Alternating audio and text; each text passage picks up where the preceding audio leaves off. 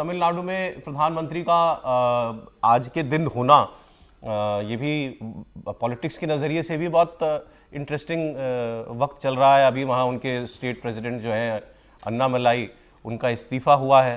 अब कौन बनेगा नया अध्यक्ष ये तो नहीं कह सकते, लेकिन ये तमिलनाडु में आने वाले विधानसभा चुनाव की आप कह सकते हैं कि नए समीकरण जोड़े जा रहे हैं, या ये डीएमके की ये शर्त रही होगी कि ये नया ब्रिज है, बदले, नया ब्रिज है, पॉलिटिकल ब्रिज, नया पॉलिटिकल ब्रिज बनने जा रहा है। सर नहीं, ये बिल्कुल तमिलनाडु की दृष्टि से अगर आप देखें, चूंकि 2026 में अप्रैल में ही वहाँ चुनाव होने हैं, और मुझे लगता है प्रधानमंत्री जी के तमिलनाडु दौरे काफ़ी बढ़ जाएंगे, क्योंकि अमित शाह जी के भी बढ़ गए। अमित शाह जी के तो बढ़ ही गए हैं, प्रधानमंत्री जी के बढ़ जाएंगे। और जब जिस राज्य में चुनाव होता है वहाँ तमाम सारी घोषणाएं भी होती हैं योजनाओं की, चुनाव की घोषणा से पहले।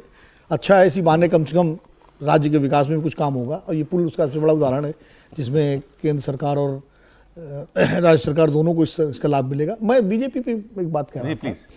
देखिए, भारतीय जनता पार्टी के साथ सबसे सुखद बात ये रही कि जनसंघ के ज़माने में जब जो बना, उस वक्त पूरी दुनिया में एक वामपंथ की लहर थी, एक सोशलिज्म का ज़माना था। सोवियत संघ की क्रांति के बाद चीन की क्रांति, पूरी द्वितीय विश्व युद्ध के बाद पूरी यूरोप पूरा जो है समाजवादी हो गया। तो उस वक्त जो जनसंघ की विचारधारा थी, जिसको दक्षिणपंथी विचारधारा कहा जा सकता है, उसके लिए कोई स्पेस नहीं था, न भारत में न दुनिया में। सोवियत संघ के पतन के बाद पूरी दुनिया में समाजवाद का जो है उसका मरसिया पड़ दिया गया, उसकी इति शुरू हो गई, और दक्षिणपंथी विचारधारा जो है वो उसका उद्भव शुरू हुआ। और उसके साथ ही भारतीय जनता पार्टी की ग्रोथ भारत में भी शुरू हुई। और भारतीय जनता पार्टी को जो विकास यात्रा है, उसमें सबसे बड़ा माइलस्टोन मुझे लगता है 1988 का वो पालनपुर अधिवेशन है, 89 का पालनपुर अधिवेशन है, जब राम मंदिर को उन्होंने अपने एजेंडे में लिया। पहली बार राम मंदिर को एक राजनीतिक पार्टी ने अपना एजेंडा बनाया, अपने राजनीतिक कार्यक्रम में शामिल हुआ, और वहीं से भारतीय जनता पार्टी की विकास यात्रा आगे बढ़ी। तो वो सबसे बड़ा टर्निंग पॉइंट मुझे लगता है 1980 के बाद। 80 में तो स्थापना हुई थी, तो वो एक, और उसको उस मूल मुद्दे को छोड़ा नहीं भाजपा ने। लेने के तुरंत बाद उसको कोई सफलता नहीं मिली, थोड़ी बहुत सफलता मिली, 2 सीटों से 84-45 सीटों पर आ गए, लेकिन उसके पीछे बहुत सारे गठबंधन, वीपी सिंह का असर, वो सब था। लेकिन पार्टी स्लिप रोड छोड़ के हाईवे पर आ गई थी। हाँ, हाईवे पे आ गई थी, लेकिन पार्टी ने राम मंदिर के मुद्दे को छोड़ा नहीं। मतलब सरकार उसके बहुमत की बनी है आकर के 2014 में, लेकिन राम मंदिर के मुद्दे को थोड़ा बहुत आगे पीछे जरूर करते रहे, मुद्दे को उन्होंने अपने साथ रखा। तो वो एक बहुत बड़ी बात रही। दूसरी जो भारतीय जनता पार्टी की ग्रोथ की सबसे बड़ी ताकत है, वो है राष्ट्रीय स्वयंसेवक संघ, जो भारत के किसी भी राजनीतिक दल के पीछे ऐसा कोई संगठन नहीं है। बिल्कुल। आरएसएस का जो पूरा तंत्र है, उसकी जो विचारधारा है और उसके कार्यकर्ताओं का जो समर्पण है और जो मेहनत है, वैसे वो बेजोड़ है। आप उससे सहमत हो असहमत हो, उसकी विचारधारा से, वो व्यक्ति के अलग, लेकिन उनकी जो निरंतरता है उसने भाजपा की विकास यात्रा में बहुत बड़ा योगदान दिया है। और ये बात भी सही है कि भाजपा के विकास इस देश में, चूंकि ये नायक प्रधान देश है, भारत अवतार पूजा का देश है, यहाँ राम कृष्ण गांधी, मतलब नेता के पीछे देश चलता रहा है।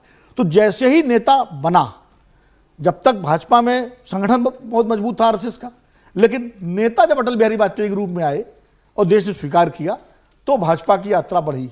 और 10 साल फिर अटल जी के बाद भाजपा की यात्रा रुक गई। जैसे ही नरेंद्र मोदी एक नेता के रूप में स्थापित हुए, लोकप्रिय हुए, और जनता के बीच में उनकी स्वीकार्यता सबसे ज्यादा हो गई, तो भाजपा फिर आगे बढ़ी।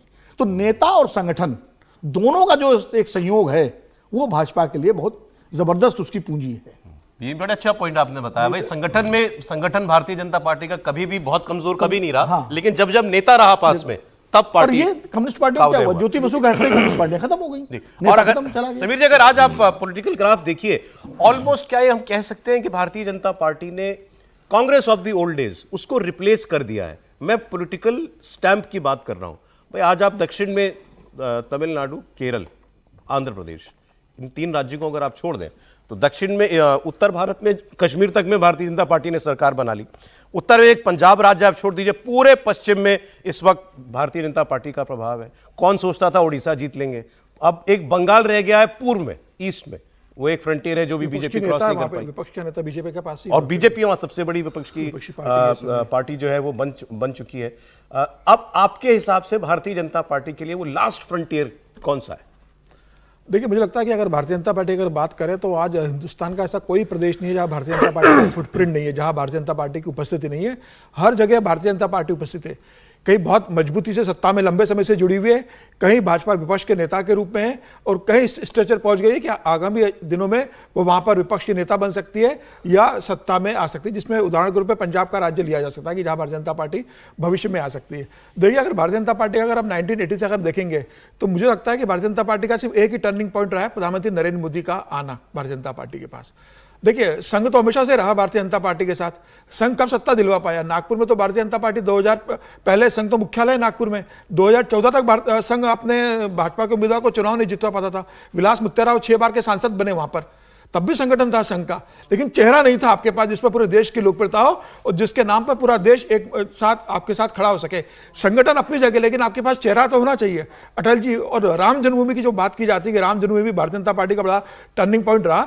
भारतीय जनता पार्टी के कारण तो भारतीय जनता पार्टी ने सत्ता गंवाई 4 राज्यों के राम मंदिर पे, और जब चुनाव हुए तो 3 राज्यों में चुनाव हार गई। 8 दिन रथ यात्रा की, लेकिन उसका कोई भारतीय जनता पार्टी को फायदा नहीं मिला। अटल जी ने 13 दिन की सरकार बनाई, फिर 13 महीने की बनाई, फिर 4 साल 8 महीने की सरकार बनाई, और फिर वो सत्ता से बाहर हो गए 10 साल के लिए। तो राम मंदिर कभी भारतीय जनता पार्टी के सत्ता के लिए काम में नहीं आया।